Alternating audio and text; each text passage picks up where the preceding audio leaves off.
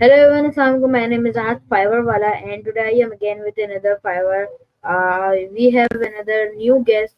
So today's our guest is Kimberly. So without wasting time, let's get started and meet our guest. So hello Kimberly, how are you?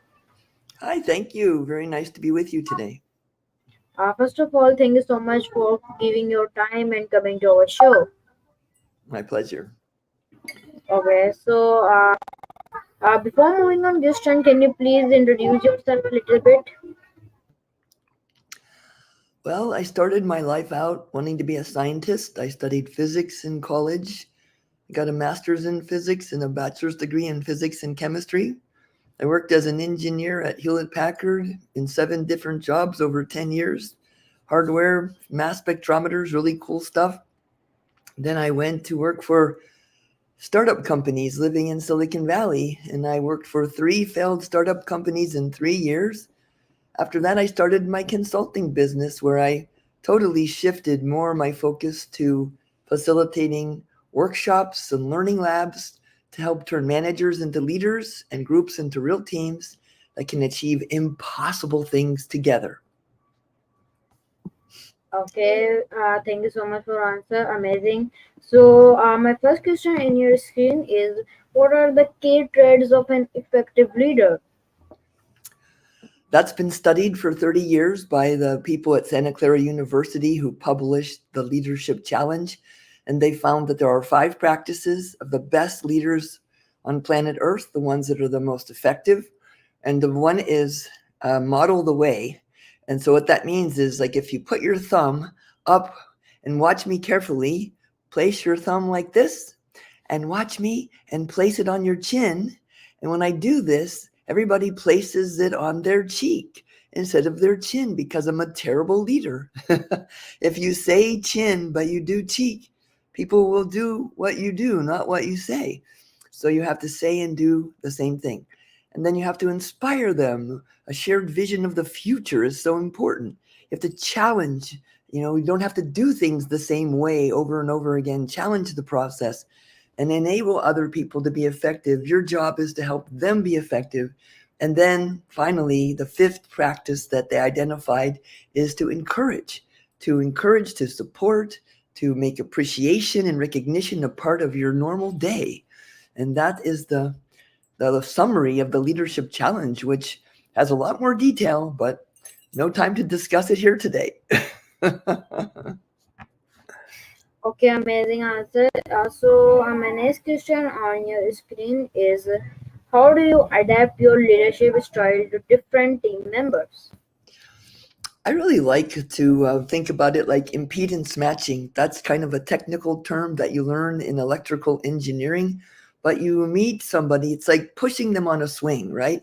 You want to push them at the right time so you can help them swing better. You don't want to push them when they're coming backwards, right? So you have to match them. And one of the ways you can do that is by studying the Enneagram. The Enneagram talks about what really motivates people and what are people's strategies for getting things done.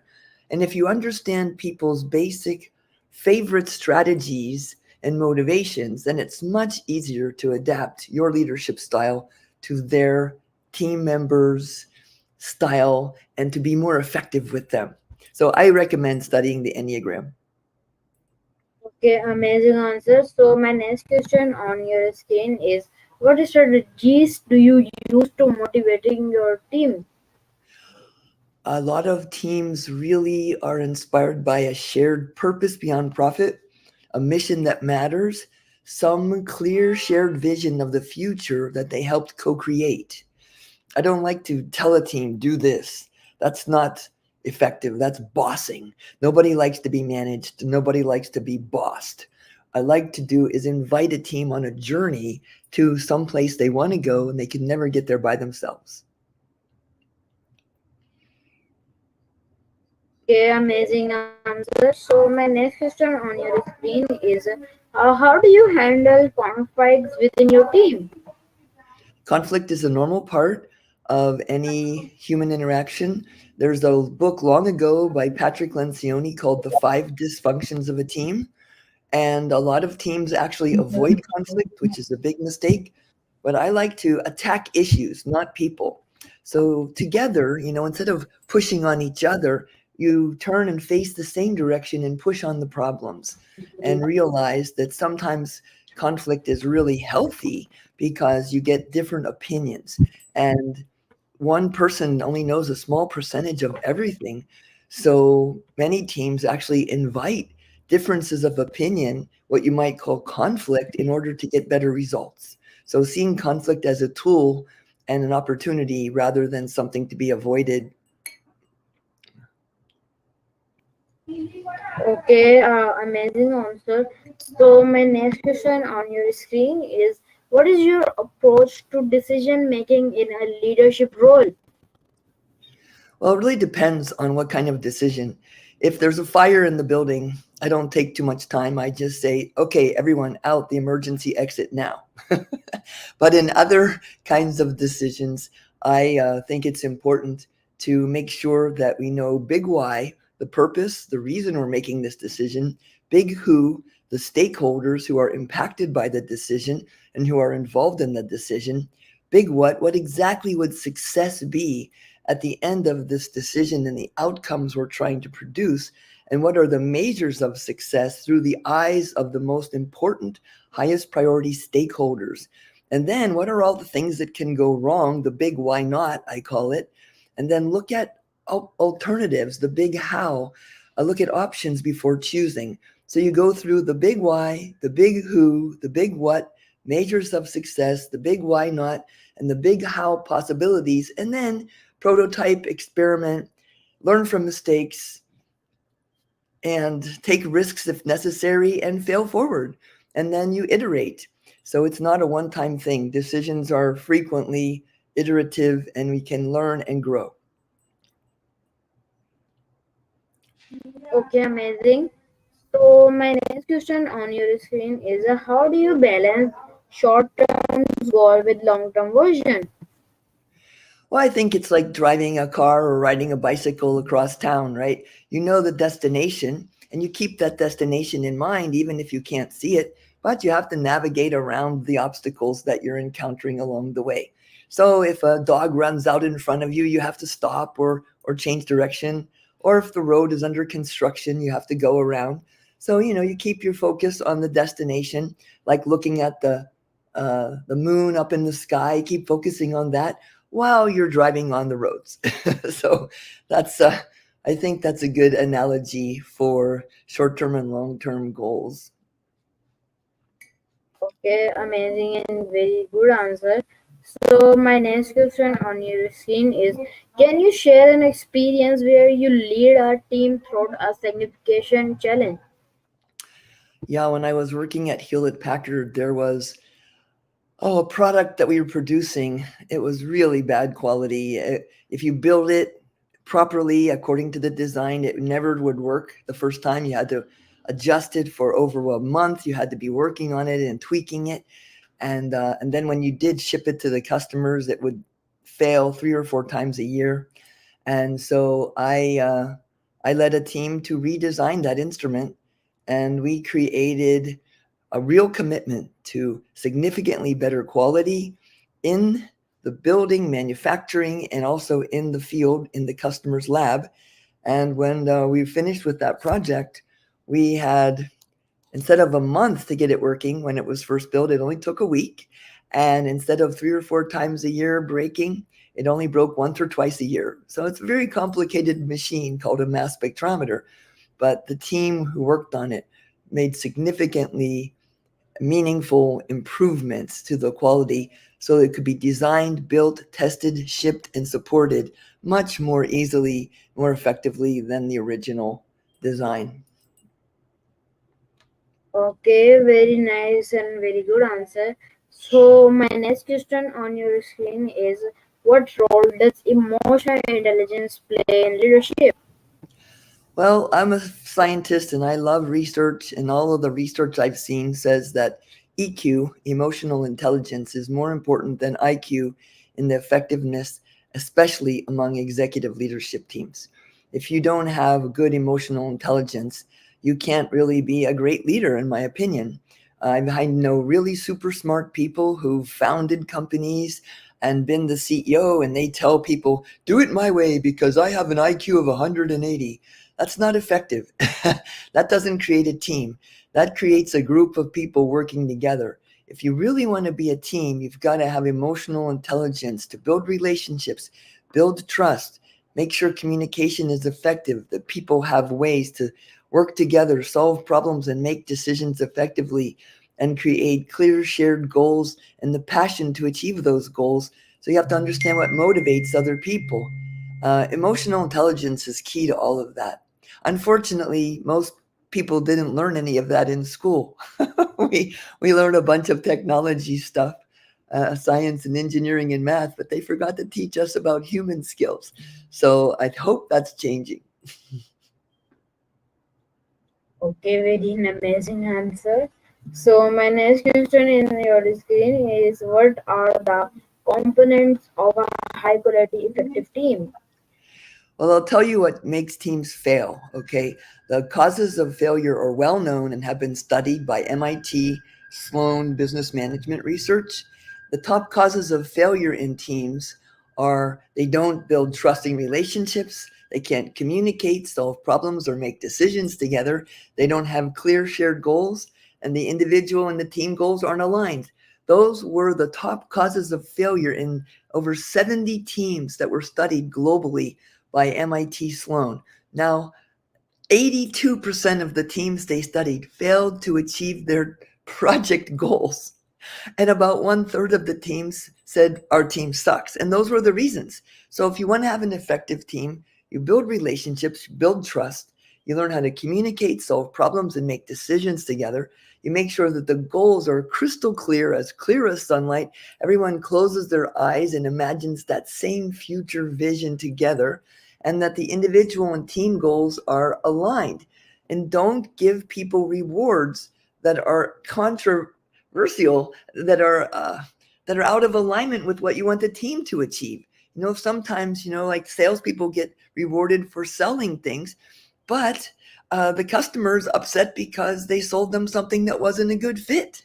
So we really have to make sure that we are aligning the rewards, measures of success, with true measures of success for the overall team, not the individuals.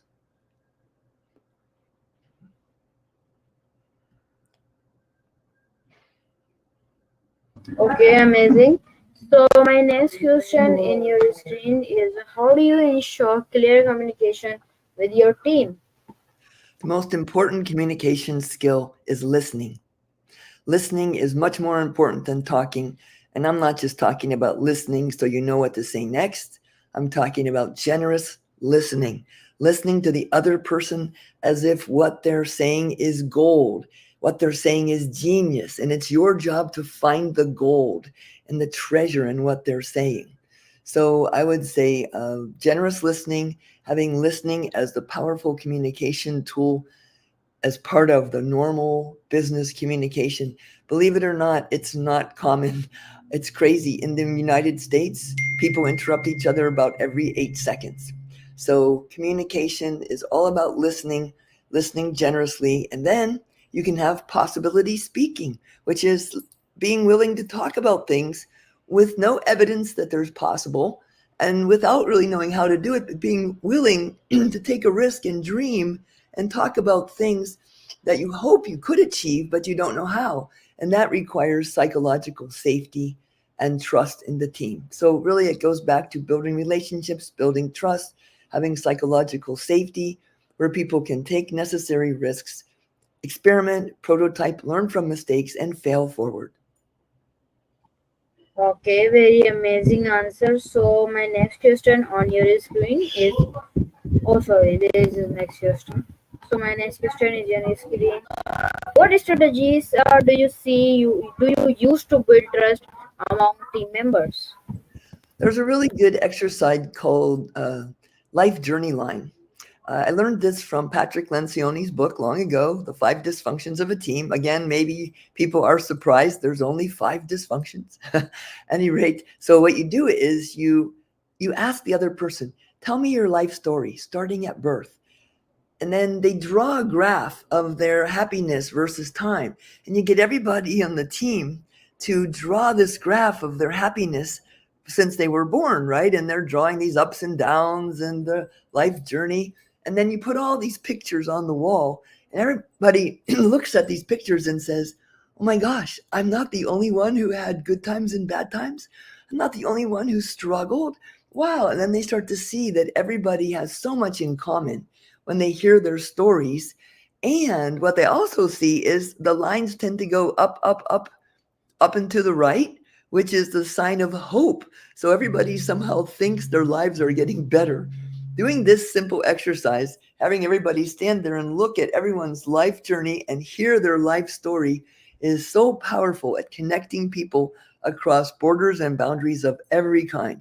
I've done it with like 25 people from 10 different countries, 50 people from 15 different countries, and everybody finds something they have in common with everyone else.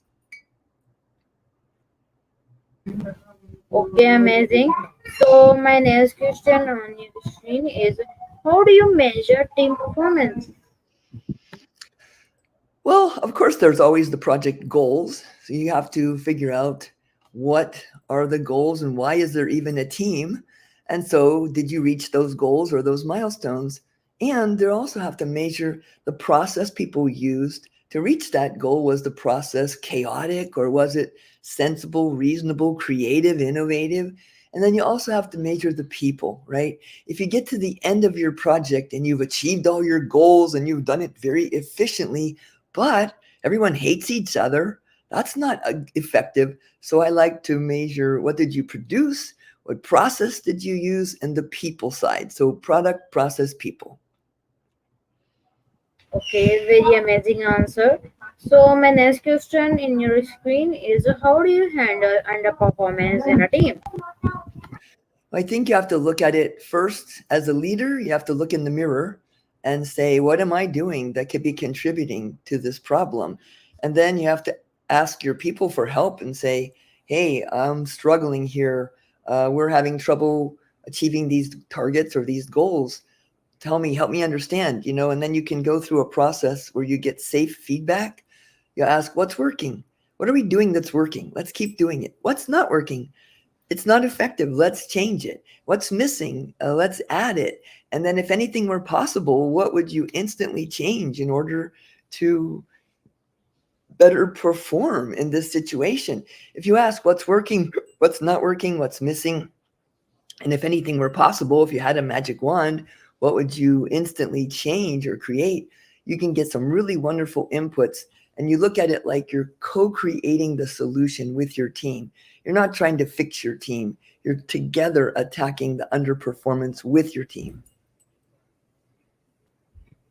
Okay, very amazing answer. So my next question in your screen is, what techniques do you use to foster collaboration in your team? Well, first thing I like to do is make sure that they understand who each other is, and you have to get to know each other, build relationships, build trust, have psychological safety. But then you have to make sure they also know, why are we even doing this together? What is our purpose as a team? And once they know that, once they build relationships and trust, and once they know why they're working together, then try to make it fun, right? Figure out what they love to do, figure out what they're excited about, and then ask them, to do things that they love. And I think it's really important to understand that people are really excited to collaborate on stuff that supports them in achieving their goals and being who they are. So I think it's really important for the leader to understand each of the team members and what really motivates them. And then, bring their strengths together. The steering wheel is not the boss of the car, right? But all the parts of the car have a role to play, and it's important to bring all those parts together in a way that makes a fully functioning team. It's not easy. Okay, very amazing answer. So my next question on your screen is, how do you integrate new team member effectively? Well, one of the ways I've done in the past is to tell them, hey, please do not do anything to be productive the first month you're here. Just learn, just get to know these people. And so ask them to go and spend time with each of the other team members, talking to them, getting to know them, introduce them, of course, with their life journey to the rest of the team, and have them hang out with the various team members, have them work in different parts of the organization so that they can get a perspective cross-functionally. When I first started working at HP, I was repairing mass spectrometers, but the first thing they had me do was go and sit in the call center behind the people who were taking calls from the customers and listen to what the customers were saying and see how the people at the call center were handling the calls. And then I rode along with some other people who were doing the job I was supposed to do, and I saw how they acted and I learned how they behaved and how they did things. So it's really important to also have a mentor. And so you build relationships, you build trust, you get mentors and coaches, and you learn, and then you become productive. Don't try to be productive the first month you're working at a new job, right? So that's what I like to do, is give that opportunity to learn and grow and integrate into the team before trying to be a great performer. Okay, amazing answer. So my next question on your screen is, how do you encourage diversity and inclusion within your team?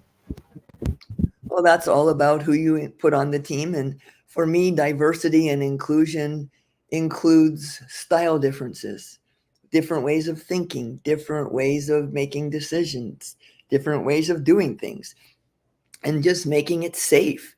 Again, we go back to making it psychologically safe for people to be different. If it's not safe to be different, then you have to conform. I mean, obviously, I'm a woman physicist, right? When I studied physics, there were only 2% women in physics. And I think it's pretty much that same number after all these years. And I was not included in a nice way. I had to quit jobs a couple of times because I was driven out by men who didn't want a smart woman like me, especially a very aggressive person like I was when I was younger. I didn't know anything about human skills. And so I was kind of difficult to work with. But yeah, I've had a lot of opportunities to work in teams that didn't appreciate diversity. But I'm convinced that it's not just me being a woman that makes me diverse. It's my style. I'm very intense. I'm very emotional. I'm very energetic. Yeah. And that style difference probably has been the biggest challenge for me. So yeah, you have to be willing to understand that differences are strengths and diverse teams win. So, why not make a team safe for people to be different? Take some risks.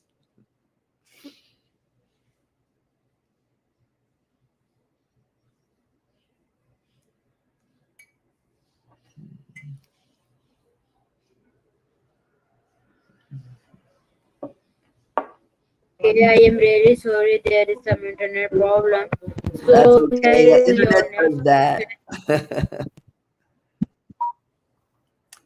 Yes. So my next question is, how do you create an environment that encourages innovation? Well, innovation is all about being able to take necessary risks, to experiment, to prototype, to learn from mistakes, to iterate, and to see failure as a next step towards success. And the Japanese have a saying, Nanakarobi yaoki, 7 times fall down, 8 times stand up. So you have to create an environment where prototypes are celebrated. Failure is called a prototype. I live in Silicon Valley, California. If I go to IDEO, famous for design thinking and innovation, they have a failure museum where they actually have here all these failures that they had along the way. And there's a big bucket full of failed designs of mouse pads, right? Computer mice, right? And so you have to find ways to make it like, yay, we made a mistake that we learned from. Yay, celebrate it. Announce it. Wow, we had a failure that we really learned from. And now we can really go in the right direction. So if you don't celebrate risk taking, mistake making, and failures, then people tend to play it safe. You get incrementalism, And also, they're afraid to let you know when they do make a mistake, and they try to hide it. Then you can't learn from it.